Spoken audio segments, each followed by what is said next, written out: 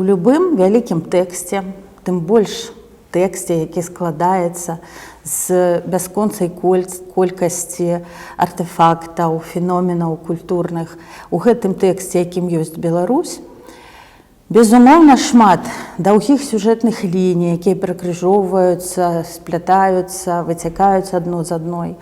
Вялікая колькасць асобных гісторый, закальцаваных самі на сабе, але праз якія мы можам пабачыць агульныя і заканамернасці, і вобразы, якія вельмі важныя для разумення культуры, для разумення яе асаблівага шляху і асаблівых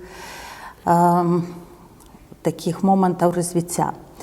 І ў гэтым эпізодзе хацелася б згадаць дзве такія гісторыі.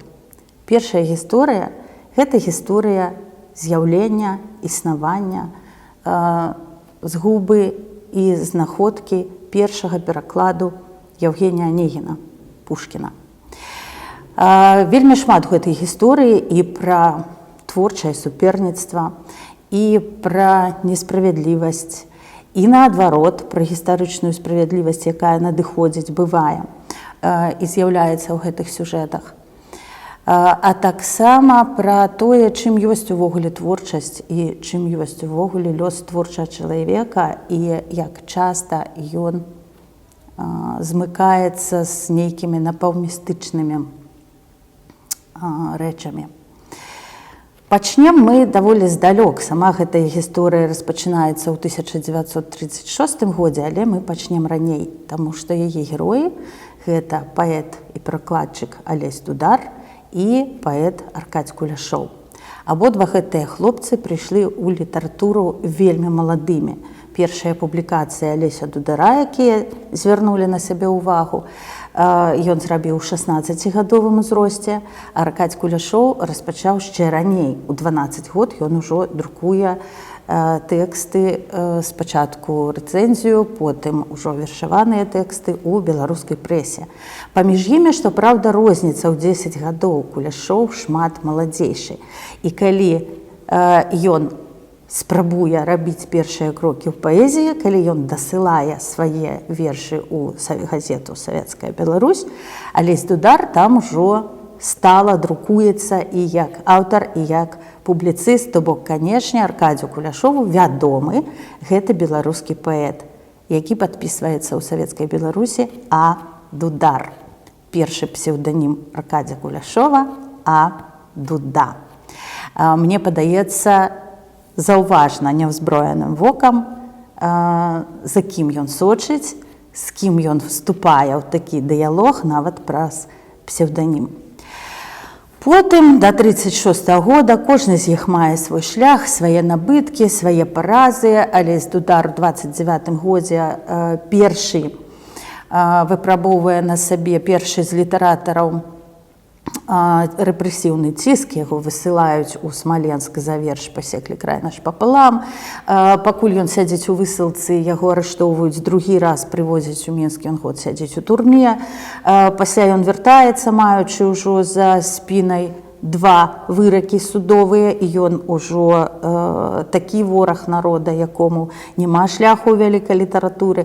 Аркадзь Куляшоў пакрысе, ён маладзейшы, ён не трапляе вось у гэтае пакаленне, якое першым пачалі рэпрэсаваць.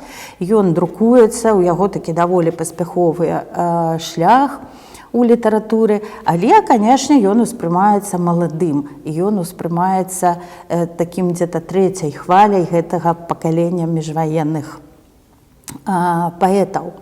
І вось у 36-м годзе, у лютым, у Маскве ініцыююць вялікі такі збор усіх нацыянальных пісьменніцкіх саюзаў, бо набліжаюцца ўгодкі смерці Пушкіна.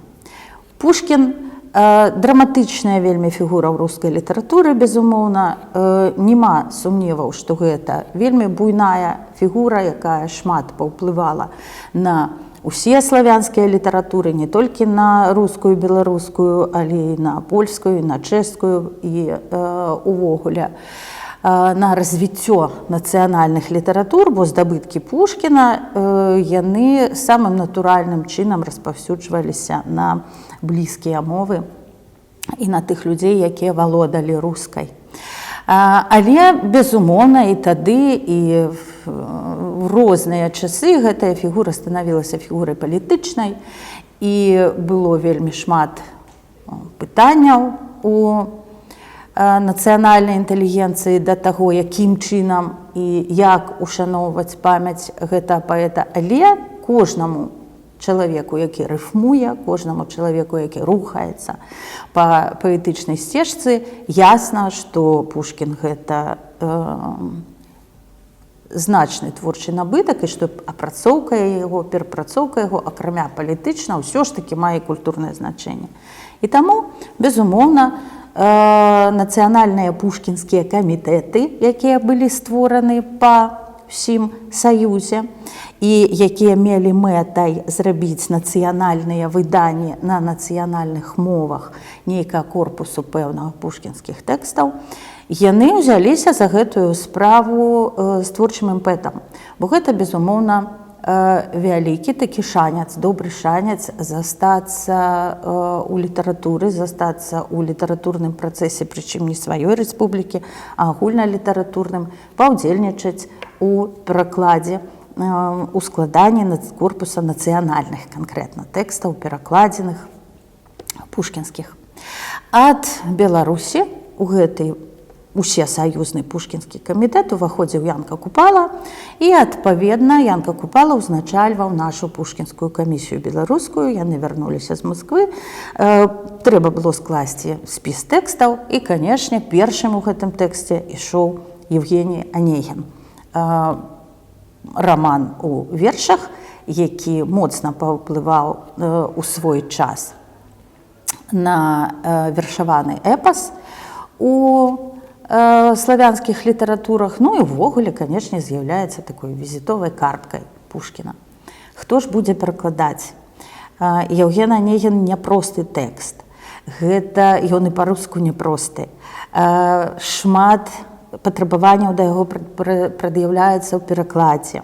Увогуле, гэта вся такая ўсесаюзная мітусня вакол гэтага юбілею. Каго прызначыць перакладчыкам? Купала не бярэцца нават сам. Сабе ён набірае меднага конніка. Маладыя паэты, безумоўна, яны сочаць з надзеяй і трывогай за размеркаваннем тэкстаў, таму што ясна, што гэта дзяржаўны заказ, гэта ганарары, гэта гонар, гэта добрае выданне. Ну і ўвогуле гэта энцыклапедычная такая з'ява. Першы перакладчык Онегіна на беларускую мову. Вельмі моцна хоча атрымаць гэтую замову, гэты раман Аркадзь Кулешоў. Але яму даюць цыганаў.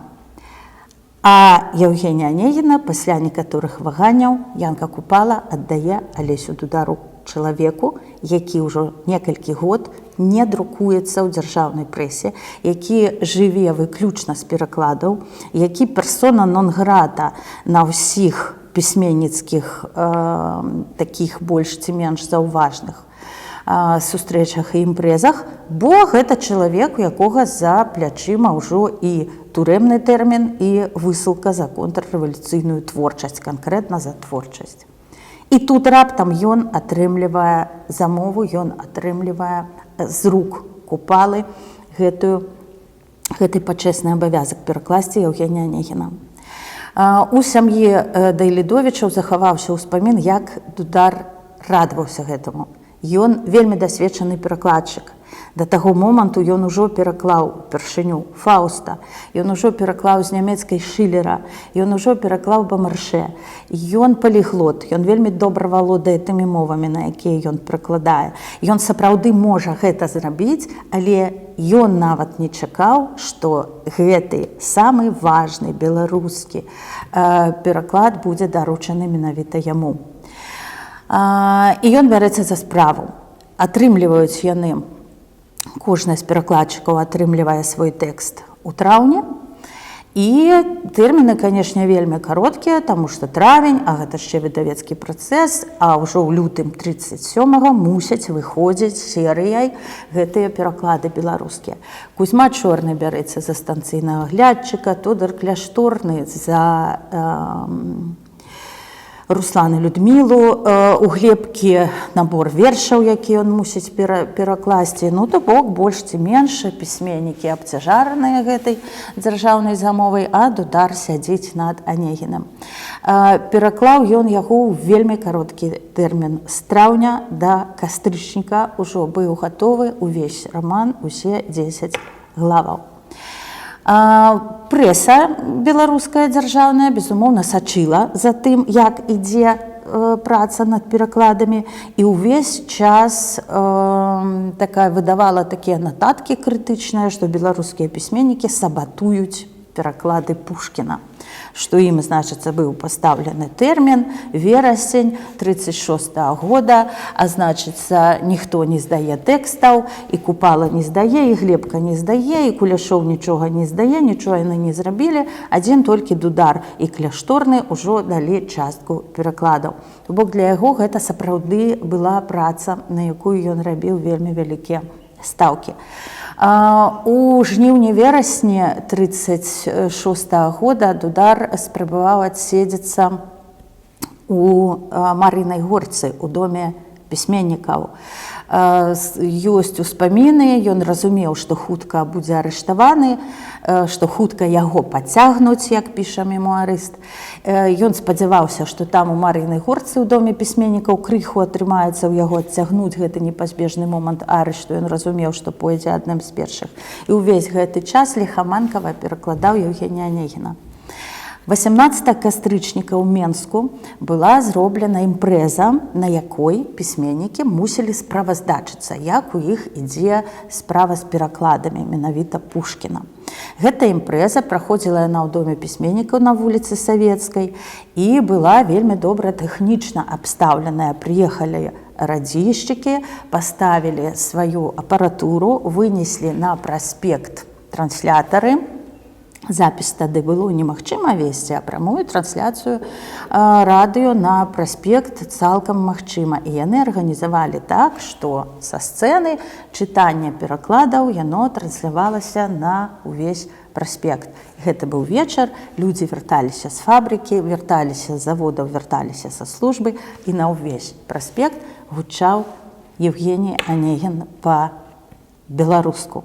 І вспамінаюць, згадвае Сергей Грахоўскі, што людзі пачалі проста з вуліцы натоўпам валіць у дом пісьменнікаў, таму што гэтыя ямбы пушкінскія, яны ўсім знаёмыя са школьных часоў, і ўсе, калі чулі на сваёй мове гэты знакаміты рытм, яны, канешне, не маглі ўтрымацца. І пакуль Дудар чытаў 6-ю главу, ён выбраў для чытання менавіта 6-ю главу, у залю дома пісьменнікаў набілася народу бітма, не было месца, дзе прадыхнуць. Што такое 6-я глава, якую Алесь Дудар выбраў для чытання? 6-я глава – это глава, у якой Ленскі, романтычны, прыгожы паэт, гіне на дуэлі ад стрэлу Анегіна. Менавіта гэтую главу прачытаў Дудар, і калі ён скончыў, Янка Купала стаў са свайго месца. Як згадвае Грахоўскі, у вачах яго заблішчэлі слёзы, ён падняўся на сцэну і абняў перакладчыка, ухваліўшы такім чынам ягоны пераклад. Гэта было 18 кастрычніка. 31 кастрычніка Дудар мусіў здаць рукапіс Белавы у выдавецтва. Мы не ведаем, ці ён яго здаў. А 1 лістапада ён ужо быў у НКВД. У ноч з 31 на 1 яго прыйшоў вобшук. Ён быў арыштаваны, і больш з турмы ўжо не выйшаў, і праз год пасля арышту разам з іншымі 112 культурнікамі, сярод якіх была і пушкінская камісія фактычна, 2/3, быў расстраляны, меркавана ў Курапатах. Калі нават ён паспеў здаць Белавы рукапіс у выдавецтва, а я думаю, што ён паспеў, бо гэта для яго было вельмі важна, безумоўна, гэты рукапіс не пайшоў у друк. І наогул, з гэтай серыі пушкінскіх выданняў была вялікая праблема, бо у кастрычніку пачаліся масавыя арышты сярод пісьменнікаў. Быў арыштаваны Дудар, быў арыштаваны Чорны, быў арыштаваны Кляшторны, Мікола Хвідаровіч, усе тыя, хто працаваў над перакладамі. І па сёння можна пабачыць у нацыянальнай бібліятэцы гэтыя экземпляры, выдадзеныя ў 36-37 годзе, адкуль імёны перакладчыкаў проста вымараныя, іх не паспявалі нават перадрукаваць кніжкі, бо ўжо наклад гатовы, трэба справаздачыцца перад Масквой за тое, як ідзе вось гэтае стварэнне нацыянальнага корпусу пушкінскіх тэкстаў. І яны проста вымарывалі імёны перакладчыкаў. Станцыйны наглядчык выдадзены без указання Кузьмы Чорна, а з Анегіным не было магчымасці нічога зрабіць. Па-першае, ўсе ведалі, што перакладае Дудар. Па-другое, ён толькі здаўшы, не паспявалі набраць гэты тэкст, а ён ужо арыштаваны. І арыштаваны па такой вельмі... было ясна, што ён не выйдзе праз кароткі тэрмін. І у Беларусі, у адзінай з савецкіх рэспублік, выдалі Анегіна па-руску, толькі з ілюстрацыямі беларускіх мастакоў. Быў знойдзены такі кампраміс. Анегін так і не выйшаў. У 1937 годзе яшчэ не было суда, яшчэ не было расстрела, але ўжо было ясна, што Дудар заехаў, калі не назаўсёды, то на доўгі тэрмін. І на пачатку 1937 года за пераклад Анегіна бярэцца Аркадзь Куляшоў. Ён моцна хацеў паспець, каб выйсці ў гэтай серыі, не паспеў, пераклад у яго займае больш часу. Ён над ім напружана працуе. У Саюзе пісьменнікаў у пратаколах адлюстраваная гэтая праца, што ён працуе, і в пратаколе запісана, што трэба аказаць яму дапамогу. Петрусь Броўка прызначаецца, Глебка прызначаецца ў дапамогу Куляшову, але ўсё адно ён не паспявае, і скончвае ён свой пераклад у чэрвені 1941 года, фактычна перад вайной. Пад першымі бамбёжкамі Аркадзь Куляшоў сыходзіць з Менску і апынаецца за лініяй фронта ў Маскве і працуе потым фронтавым карэспандэнтам, удзельнічае ў агульнай пісьменніцкай барацьбе супраць акупантаў. І ў чэрвені 1941-го атрымліваецца так, што ў Менску паміж гэтымі дамамі няма і кіламетраў. У кватэры Куляшова ляжыць ягоны пераклад Анегіна цалкам, а ў кватэры Дайлідовічаў на вуліцы Правадной ляжыць пераклад Дудара, чарнавы рукапіс, з якім ён працаваў і які застаўся фактычна цэлы. І ў першую бамбёжку пераклад Куляшова гіне, згарае дом, хата, все паперы, а пераклад Дудара ацаляе, бо маці Вольга Івановна Дайлідовіч, яна нічога так не берагла, як паперы сына. А пасля вобшуку, пасля таго, як забралі ўсё, што маглі з ягоных папер, фактычна і застаўся толькі пераклад Анегіна, якога энкавадзісты вырашылі з сабой не браць. У 1944 годзе Куляшоў вяртаецца ў Менск. Безумоўна, ўжо немагчыма аднавіць нічога з таго перакладу, які ён зрабіў да вайны, і ён адразу ж сядае перакладаць Анегіна наноў. Нешта ён памятае, нешта ён стварае зноў, але вось гэта ідэя перакласці Анегіна, яна яго не пакідае, і ён у 1947 годзе нарэшце скончвае гэты пераклад, адразу ж аддае яго ў друк і адразу па ўсёй тэрыторыі СССР, па ўсіх літаратурных часопісах пачынаецца такі інфармацыйны, канешне, шум, што вось першы беларускі пераклад Евгенія Анегіна, вось Аркадзь Куляшоў, столькі гадоў працаваў, вось гэтая драматычная гісторыя з тым, што першы пераклад загінуў пад бомбамі, а вось ён яго аднавіў. Адным словам, гэта сюжэт, гэта безумоўна цікава, і ён выступае з інтэрв'ю ў розных выданнях літаратурнага кірунку і расказвае, як, канешне, цяжка і складана ўпершыню па-беларуску ствараць, пераствараць Евгенія Анегіна Пушкіна. У 1947 годзе з помпай выходзіць гэты пераклад. Беларусь мае Пушкіна па-беларуску, і ва ўсе даведнікі, ва ўсе энцыклапедыі Аркадзь Куляшоў уваходзіць як першы перакладчык гэтага культавага рамана ў вершах на беларускую мову. Увесь гэты час пераклад Дудара захоўваецца ў Менску, у цэнтры, на вуліцы Правадной. Сям'я, маці, сястра, а потым пляменніца з рук у рукі, з кватэры ў кватэру, з жылля ў жыллё перавозяць паперы расстралянага паэта без асаблівай надзеі, што калісьці гэта такое дойдзе. У 60-тыя гады пляменніца расстралянага Дудара взяла гэты рукапіс і пайшла да Куляшова. Панесла паказаць. Яна тады не ведала ні пра ўспаміны Грахоўскага, ні пра гэтую імпрэзу, калі Дудар на ўвесь Менск чытаў свой пераклад. Яна думала, што яна адкрые Амерыку, што яна пакажа Аркадзю Куляшову, што вось, быў жа яшчэ адзін пераклад, і яна папрасіла проста паглядзець.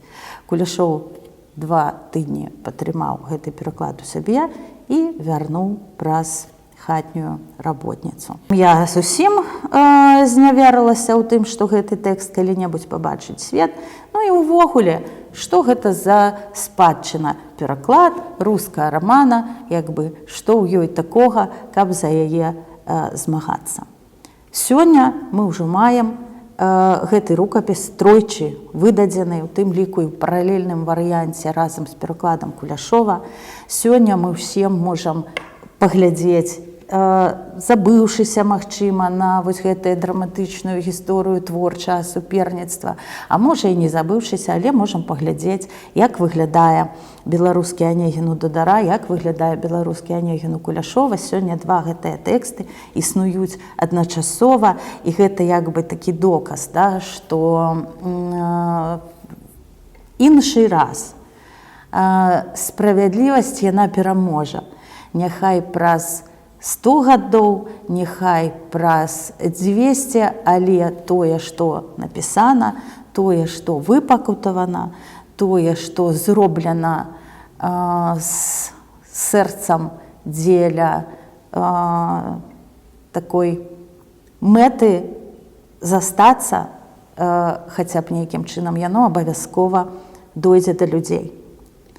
А другая гісторыя, яна значна карацейшая, яна зноў жа пра тое ж, пра тэксты, якія гінуць, і пра тое, што ад тэкстаў застаецца. Тады ж, калі арыштавалі Дудара і большасць перакладчыкаў пушкінскіх, тады ж быў арыштаваны і Владзімір Хадыка.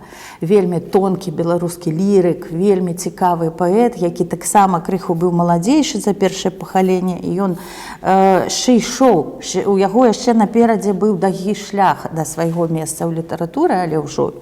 І нягледзячы на гэта, ён ужо займаў такія добрыя в літаратуры сваю нішу, ён таксама быў арыштаваны і прайшоў не па першай катэгорыі, па якой прыйшлі Дудар, Вольны, Зарэцкі, Чарот, то бок не да расстрэлу, а па другой. Ім далі 10 год лагеру без права перапіскі. І перад этапам ягоная маладая жонка здолела недзе здабыць у галодным Менску 37-го года, здолела здабыць новенькі кажух. Новенькі, цёплы, вось яшчэ не ношаны, ніхто яго не насіў, і вельмі моцна яна, канешне, радавалася, што ўжо Валодзя паедзе на этап, паедзе ў Сябір у новенькім кажуху. І калі яна перадала, Хадыка зразумеў, што нават калі ён памрэ, кажух ён выжыве, таму што кажух такі, што яму не дадуць прапасці. Нават калі памрэ Хадыка, гэты кажух возьме нейкі іншы чалавек, будзе насіць, памрэ той возьме. Ну, то бок ён выйдзе на волю, кажух, падрозненне ад людзей. І яны дамовіліся, Хадыка, Багун і Хвідаровіч дамовіліся паміж сабой, што калі нешта здараецца з кімсьці, то кажух перадаецца наступнаму. І ў падкладку гэтага кажуха Хадыка складаў вершы. Ён быў з тых, хто мог пісаць у турме, хто мог пісаць на этапе і хто мог пісаць у лагеры. Гэта вельмі каштоўныя тэксты, тым больш, што яны выходзілі з рук, з сэрца аднаго з самых прачулых лірыкаў міжваеннага пакалення. Ён запісваў на скрутачках паперы, якія яму ўдавалася здабыць, скручваў в такія тонкія папіросныя такія варыянты і за гэтую падкладку хаваў. І ўсе ведалі, Багун ведаў, Хідаровіч ведаў, што ў кажухе это не проста кажух, а што там вершы. І яны працавалі на разгрузкі валуноў. Стромкі бераг, таежная рака вельмі хуткая, уверсе валуны, ўніз іх коцяць, а внізе стаяць ужо нейкія вязні, прымаюць гэтыя валуны і некуды нейкім чынам там іх прыпарачваюць унізе. І адзін з валуноў зверху сарваўся, а внізе стаяў хадыка.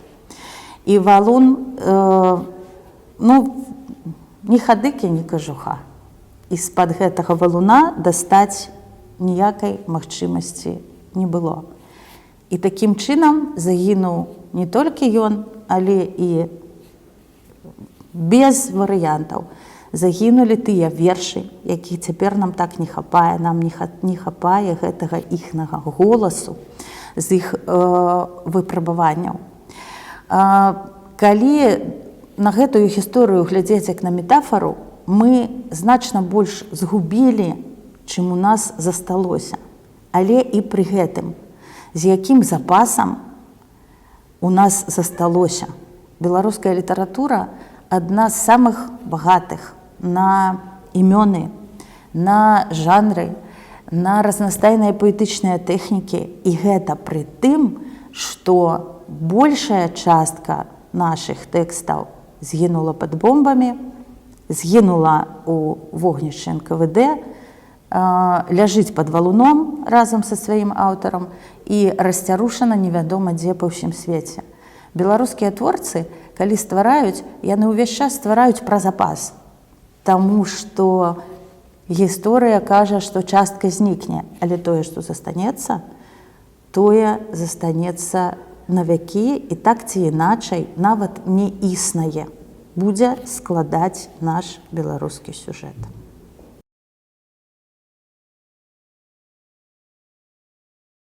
Thank you.